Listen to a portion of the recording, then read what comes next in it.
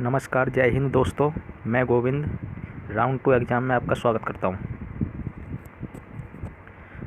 जैसा कि आपको पता है कि हम आरसीसी की एक सीरीज़ चला रहे हैं।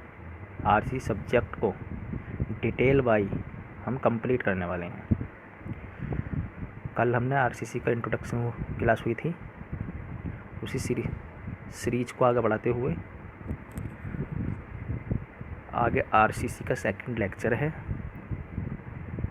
तो जितने भी चैनल पर नए हैं दोस्तों, चैनल को सब्सक्राइब करें। अगर वीडियो अच्छी लगे तो लाइक अवश्य करें। आइए दोस्तों, शुरू करते हैं।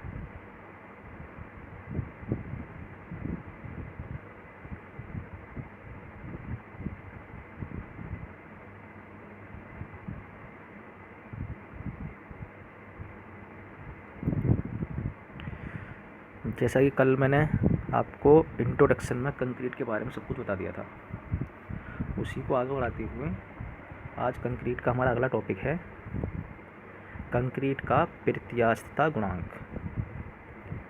अब प्रत्यास्थता गुणांक क्या होता है?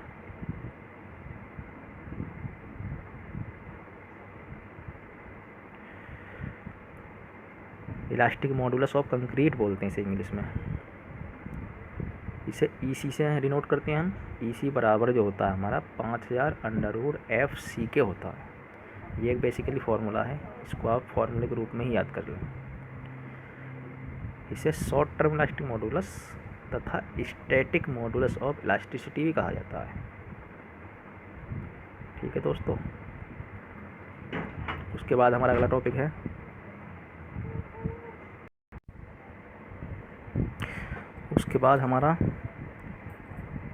ये तो रहा हमारा शॉर्ट टर्म इलास्टिक मॉडुलस।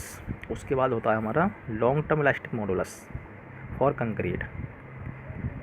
इसे हम ईसी से डिनोट करते हैं। ईसी बराबर 5000 √FC अपॉन 1 + थीटा, जहाँ पर थीटा क्या हमारा क्रीप कोफिशिएंट है या क्रीप गुणांक बोलते हैं इसे।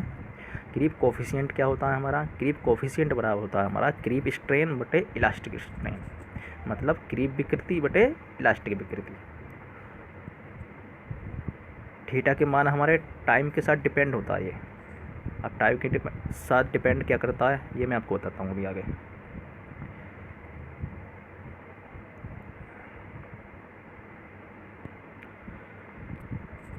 टाइम के साथ हमारा ये थीटा का मान जो घटता है टाइम डे में, और इधर लिख रखा हमने थीटा। 7 दिन पर हम इसे चेक करेंगे क्रीप कोफिशिएंट को, तो इसका मान क्या होगा? 2.2 होगा। अगर 28 दिन पर हम इसे चेक करेंगे क्रीप कोफिशिएंट को, तो 1.6 लेंगे हम। अब 1 ईयर पे हम लेंगे तो 1.1 लेंगे। ये जो मान है हमारे IS कोड में दे रखे हैं। ठीक है दोस्तों, आगे बढ़ते हैं।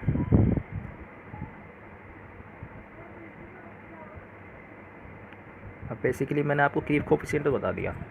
अब क्रीप होती क्या है हमारी? क्रीप की परिभाषा क्या है?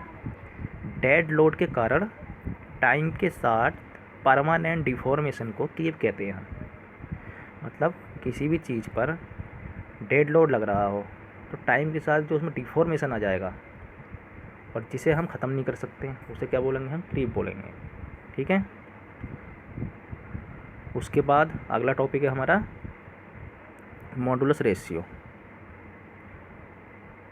अब मॉडुलस रेशियो क्या होता है हमारा? मापांक अनुपात।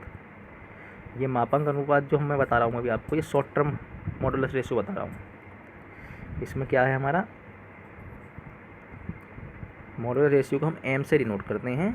m बराबर इस्पात का प्रत्यास्थता गुणांक अपॉन कंक्रीट का प्रत्यास्थता गुणांक। इसके अनुपात को ही हम क्या बोलते हैं? मॉडुलस रेशियो बोलते हैं। इस इस्पात का प्रत्यास्थता गुणांक को ES से डिनोट करते हैं, कंक्रीट का प्रत्यास्थता गुणांक को EC से डिनोट करते हैं, जैसा कि मैंने यहाँ पे डिनोट कर रखा है। अगर हम इसे लॉन्ग टर्म में देखें, लॉन्ग टर्म मॉडुलस रेशियो देखें, तो इसमें क्या होगा? m बराबर ES upon EC upon 1 + theta. ठीक है। उसके बाद IS कोड ने हमें एक और फॉर्मूला दे रखा है मापांक अनुपात का। तो ये क्या? मापांक अनुपात बराबर 280/300 3 सिग्मा CBC। अब सिग्मा CBC क्या होता है हमारा? सिग्मा CBC होता है हमारा permissible bending compression stress in concrete. ठीक है, ये सिग्मा CBC के बारे में आगे भी कई बार जिक्र होगा, उसमें और अच्छे से समझ में आएगा ये। ओके गाइस,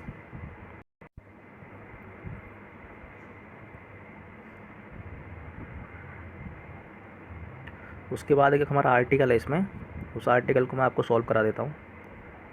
आर्टिकल में क्या है? जब बीम को P लोड से खींचा जाएगा तो स्टील एंड कंक्रीट में समान डिफॉर्मेशन होगा। ये कंसेप्ट है हमारा कि किसी अगर हमने कंक्रीट और स्टील की कोई बीम बना दी, उस पर हम एक टेंसाइल फोर्स लगा रहे हैं, तो हम ये मान के चलेंगे कि उसमें जो विकृति आएगी वो स्टील में और कंक्रीट में दोनों समान रूप से आएगी। ठीक है, तो इसी को बेस मानते हुए ये आर्टिकल हम सिद्ध करेंगे यहाँ पे। तो मैंने जैसे लिख रखा है, इलोंगेशन इन स्टील बराबर कंक्रीट। ठीक है, तो इलोंगेशन को हम डेल्टा LS से डिनोट करते हैं, इधर कंक्रीट को डेल्टा LC से डिनोट कर दिया है। ठीक है,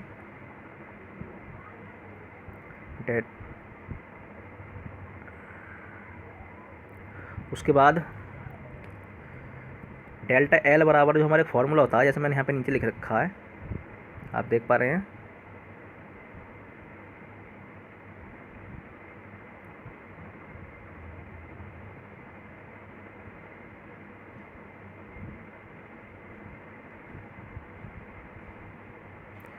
जैसा कि मैंने यहाँ पे नीचे भी लिख रखा है, ये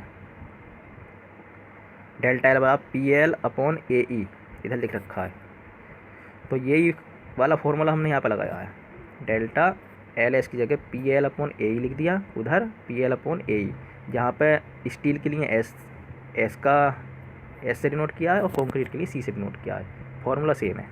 ठीक है, L से हमारा L यहाँ पे कैंसिल आउट हो जाएगा, L से L कैंसिल आउट कर दिया हमने। उसके बाद क्या बचा हमारा? PS/AS इधर PC/AC/EC। अब PS/AS मतलब फोर्स अपॉन एरिया बराबर क्या होता है? स्ट्रेस होता है, जैसे मैंने इधर लिख रखा है राइट हैंड पे। तो सिग्मा S/ES आ जाएगा यहाँ पर, यहाँ सिग्मा C/EC आ जाएगा। ठीक है, इसी को हम आगे सॉल्व कर देंगे। सिग्मा C को हमने इसके नीचे ले लिया, इसे इधर इसके ऊपर ले गए, ES/EC। ES/EC क्या होता है हमारा? मॉडुलस रेशियो होता है, तो इसे हमने मापांक अनुपात के बराबर रख दिया M के। ठीक है, आगे देखते हैं क्या है।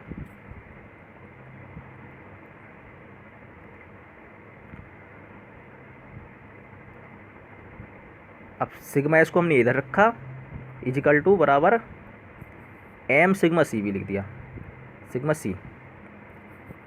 ठीक है, ओवरऑल हमारा ये फॉर्मूला निकल के आया अभी तक।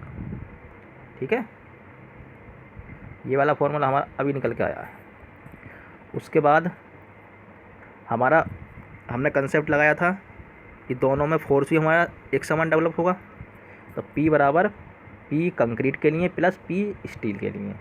कंक्रीट के लिए हमारा P हमारा यहाँ पे फोर्स को दर्शा रहा है, तो फोर्स वाला क्या हो जाएगा हमारा? स्ट्रेस इनटू एरिया, इधर भी स्ट्रेस इनटू एरिया। ठीक है, स्ट्रेस इनटू एरिया हो गया दोनों तरफ।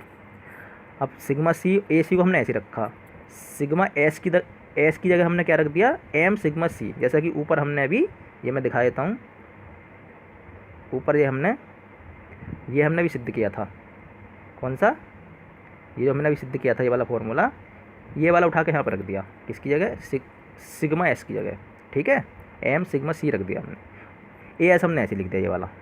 ओके, उसके बाद इन दोनों में देखो आपको कुछ कॉमन दिखाई दे रहा होगा, सिग्मा C कॉमन दिखाई दे रहा है, सिग्मा C हमने कॉमन निकाल लिया। यहाँ पे क्या बचा? AC प्लस MAS बचा यहाँ पर हमारा। ठीक है, तो ओवरऑल हमारा ये एक फॉर्मूला निकल के आया।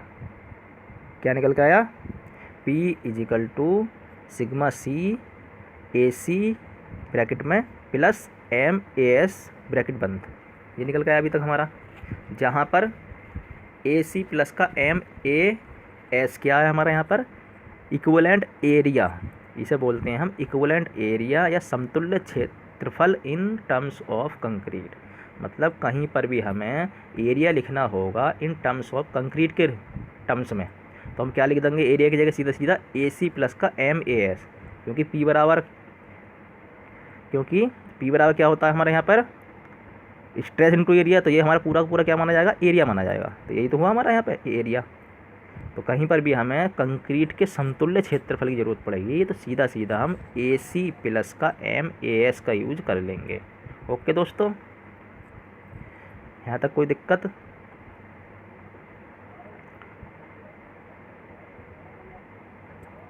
आज के लिए हमारा बस इतना ही था, आगे कल से कंटिन्यू करेंगे अगली क्लास में। ठीक है दोस्तों, धन्यवाद।